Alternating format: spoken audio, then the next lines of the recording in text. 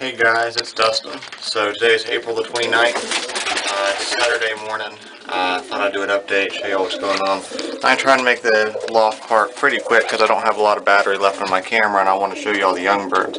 So this pair of Birmingham Rollers, my blue check, which looks like it might be done. I think it is possibly done, I'm not sure though. Paired to, where's her mate? That one right there. I used to think those were ash red spreads. Someone told me they had bronzing. They kind of look like recessive reds, but both its sons really look like they could just be ash red T-checks with the piebald pattern, and I'm thinking he might be too, and he just has really good coverage of the red on him. So basically like this racing homer right here, except for with piebald. So I'm not really sure, but anyway, so they've got these two babies. Which are around 3 weeks old, I don't remember exactly. One obviously is a blue spread, which makes it black, and it's got one white flight feather. Whereas this one right here, I'm thinking might be an ash red spread, and it's got obviously plenty of piebald. You see this feisty baby's pecking me. But so he's got all the piebald of his dad. This one right here, he, she, I don't really know. Let's go down here to one of my roller frill crosses. These are a bit of an experiment. I wanted to see what I would get. And further down the road, I'd like to eventually make some frill stencil rollers. So, if you all remember, this was a sex-link breeding. Their mom was ash red and their dad was blue. And I did a video specifically on sex-link breeding, so you can watch that for an explanation. I don't have time right now. This one looks like a blue indigo spread.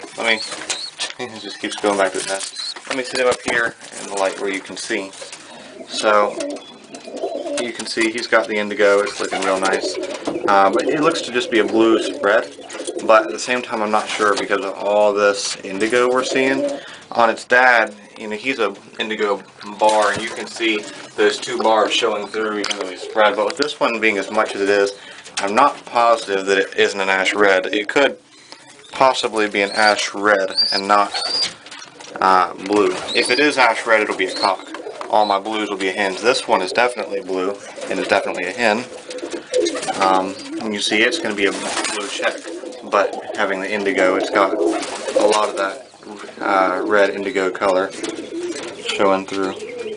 So, and then they're piebald. This one's not going to have any white on its tail. The other will have a little bit of white on its tail. But here they are back in their nest. Excited about that. These babies I just got banded. Obviously being fed plenty, nice and healthy. They'll probably both be blue checks. Both their parents are blue checks, but I don't know yet. Nothing in here. Y'all remember that pair wound up making a nest in the grip box up here and laid their eggs. I don't recall right off the top of my head when they're supposed to hatch, but they still got another week and a half probably. So, my other frill stencil roller, it looked like one of her toes was bleeding, but I don't think so. Anyways, that was, y'all just saw the Oriental frill. Oh, that's their grandfather right there. Where's their dad? Dad is right here. But anyways, so this one got the coloring of their dad, which I'm thinking must just be an ash red T-check, but I'm not sure why I haven't gotten any just ash red bars or anything like that. You can see it's ash red, you can see the gray tail, but and then this one's going to be a blue T-check. It's going to look just like Willie, which Willie is their sibling. And then I got this pair of homers up here, which I'll have to move out of the way to see their babies, because they're just going to bite me. They're over a year old now. They've raised several pairs of babies. They mean business. So this one is going to be a blue Grizzle. You can see its dark flights right here, but also its really light body plumage.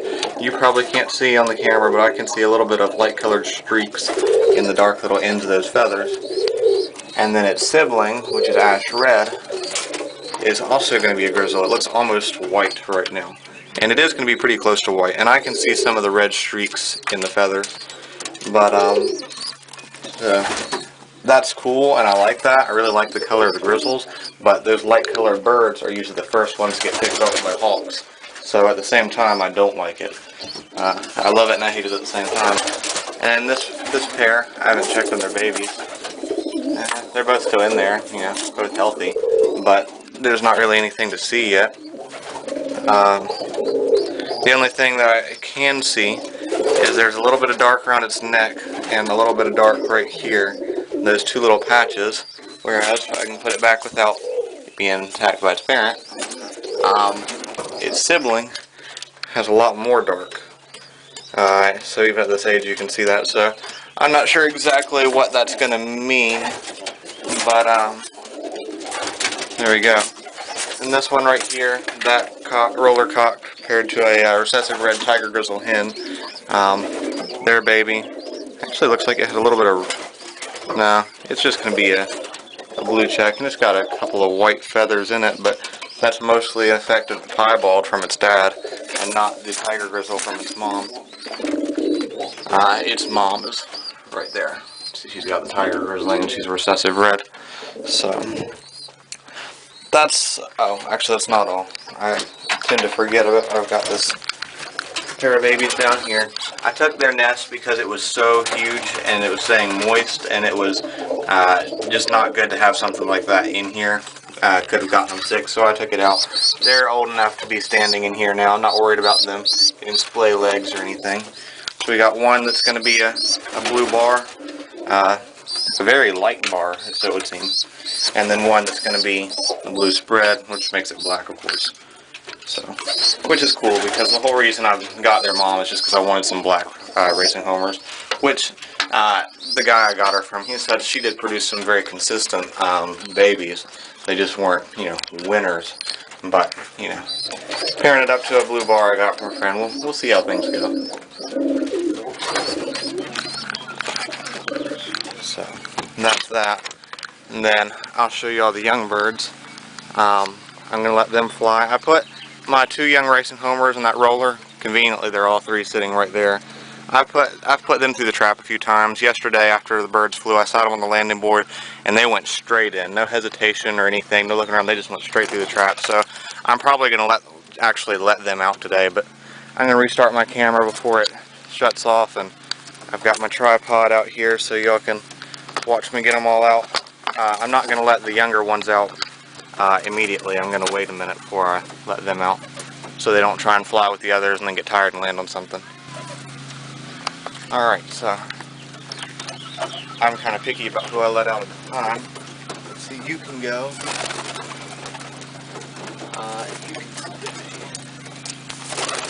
you can go.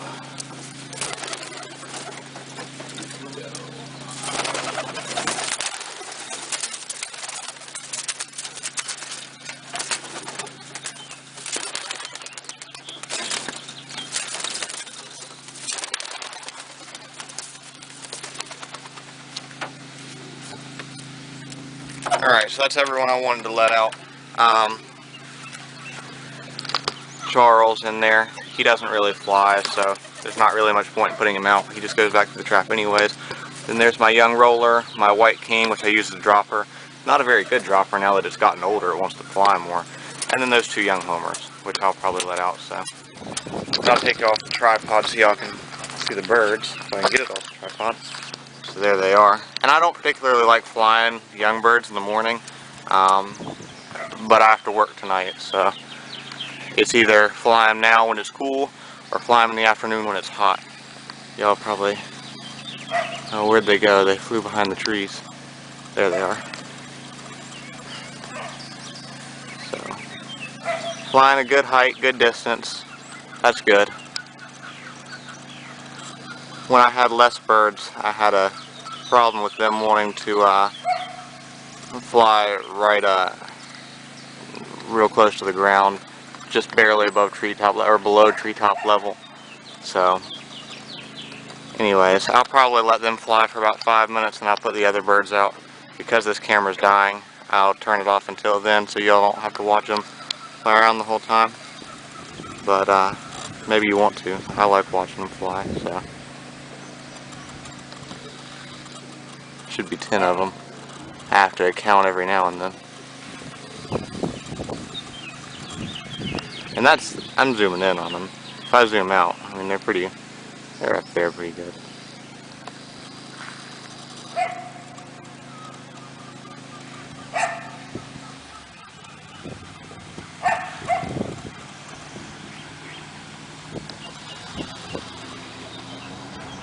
There we go.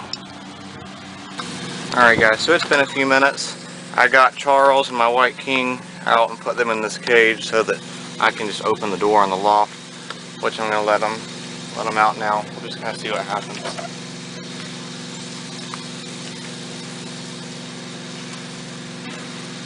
For the moment, I'm just going to kind of open the door and see what they do. The homers are up there in the top. I realize it's hard to see through the wire. The camera wants to focus on the wire instead of the birds inside. Come on, bud. Come on out.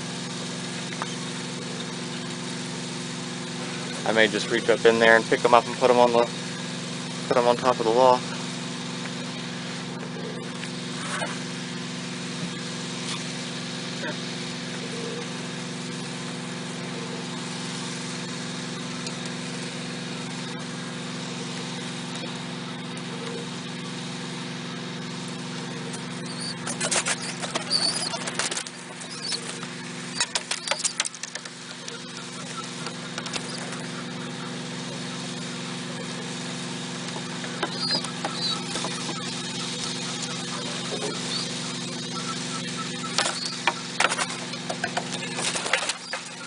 Well, that one didn't stay.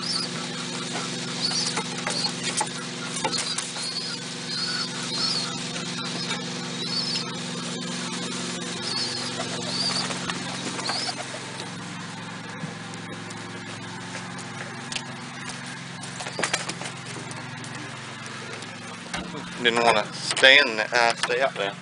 Went right back in. So I'm gonna go get their food. I'm gonna let y'all watch them while I go get their food. There they are.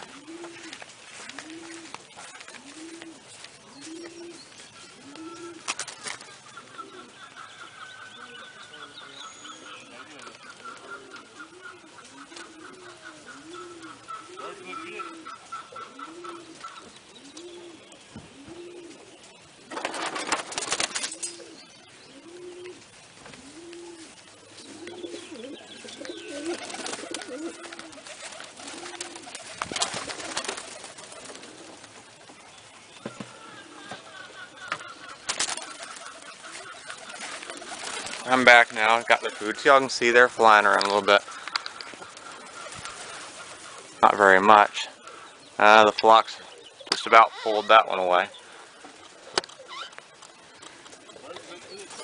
Making a YouTube video. So the flock just pulled those two birds off, which is not a big deal. But that's why I didn't let them all out at the same time. So there they go. There's one of the young birds going over there and landing on the roof of the house, and the other one right with it. So that's why I didn't let them out first, right with them. Didn't really want that happening, but they'll come back over. So here's the flock though. I've got the trap closed so they can't get in. And the little roller's still over here.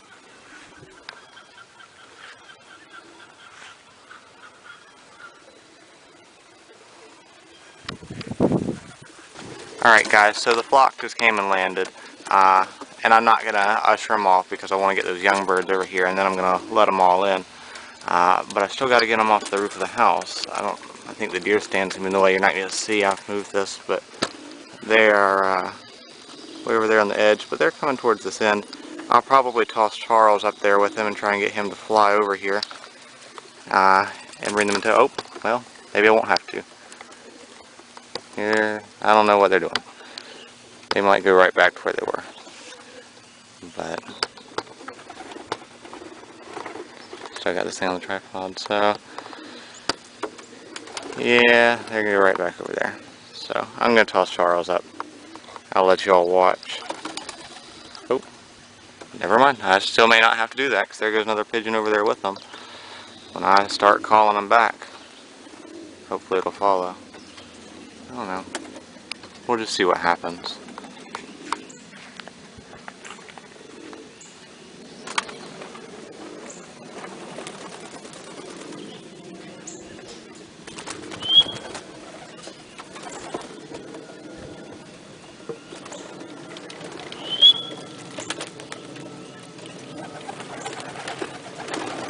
So since I still have droppers, because I don't really want to put them all away, because if they don't come with them, you know, then they're out here by themselves. But I do still have 2 droppers out here, so, and I've got Steve, which would be a third down there near the woods, so, and the one near the woods. So I'm gonna go ahead and call them back. I'll do just like this, so you can see them fly over if and when they do. Hopefully they do, and you'll be able to see the birds trapping in too.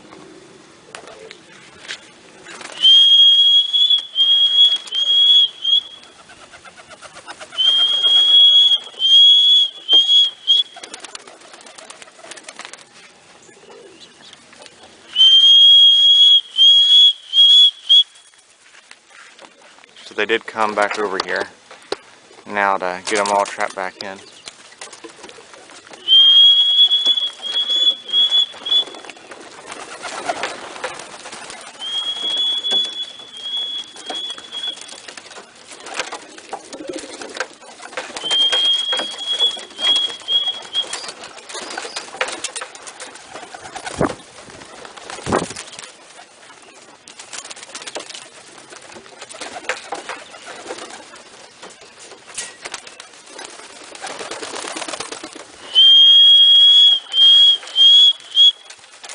So I let Charles and Elvis out, and Charles went flying over and crashed into the yard. But anyways, I think the young birds may have already trapped in.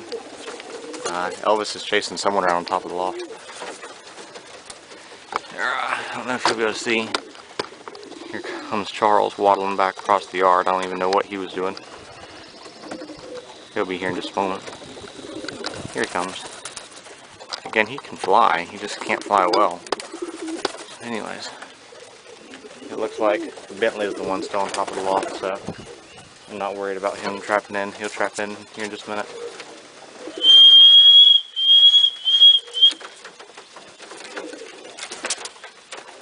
Alright, Elvis went in, so he won't be trying to breed Willie. Again, I think Willie's actually a girl. Willie's the only one left out here now, flying around by him. Oh no, Charles still out here. And here he comes in. Oh, might give Charles a little helping hand, toss him up on the loft. Come here, Charles. There we go. And now they'll both go in. And both young birds trapped in. Well, I say both, all 3. That roller trapped in just fine too. Unfortunately, there's still poop stuck to their bands. You can see that's one of them right there with the poop on his band. I need to scrape that off. I just haven't done it. The other one should be in here. I'm giving them more food now, which is why they were slower to trap in. But right now I'm worried about giving them more food and getting them fuller, more fit. There's Charles just came in. I hear Bentley coming in right behind him on the landing board. And there he is. So the other young one, I just want to make sure it's in here. I think I saw it, but just to make sure where it is. There it is, right there. So they're both in here. I think here's the other one right here. There's one right here, one right there. I always count my birds. I'll actually count them in a moment, make sure they're all here. I won't do it while y'all are watching, but also something I want to mention, in a week there's going to be an auction at a pigeon club near here. It's not actually my club. Hopefully I'll be attending to it. I did not realize we had a camping trip planned for next week, so I don't know if I'm going to be able to go, but hopefully I am. If I will, I'll probably sell one bird and buy at least one, maybe 2 while I'm there. It just all depends. I mean, it's an auction. I could get a really good deal, or it could get really expensive, so I'll see how it goes. But those birds will be a part of a special 250-mile race, our clubs race together, so it doesn't matter that we're at different clubs, because they'll be going to the same release point. But and it's far enough away, it'll be pretty close distances. But and basically the way it works is, of course there's first, second, third place winner. Well, the first place winner gets $600, but it's split 50-50 between the breeder and the racer. So if I buy a bird and win the race with it, I'll get $300, but the breeder I bought it from will get $300. Or if a pigeon that I sell wins the first place race, then again we'll both get $300. I'm not sure exactly what the second and third place prizes are. I know one of them is $100.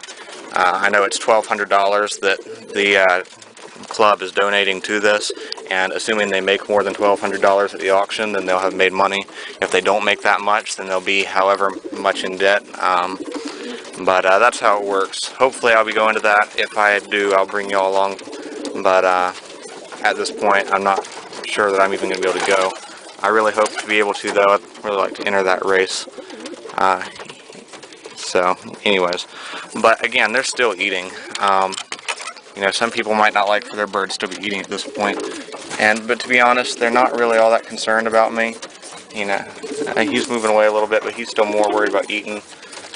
Same goes for all of them. So, I really just want them to be eating plenty and to stay at a good weight. Because some of them, like Charles, are a little thin, and I don't want them to be thin.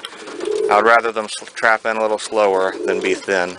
So, but thanks for watching, guys. I'll be continuing to upload videos throughout the year, especially going into the young bird season. So be sure to subscribe for more. You can keep up with me as I go along, see all my successes, see all my failures, but have some fun along the way. So make sure to like and subscribe, though. Thanks for watching, guys. Take care.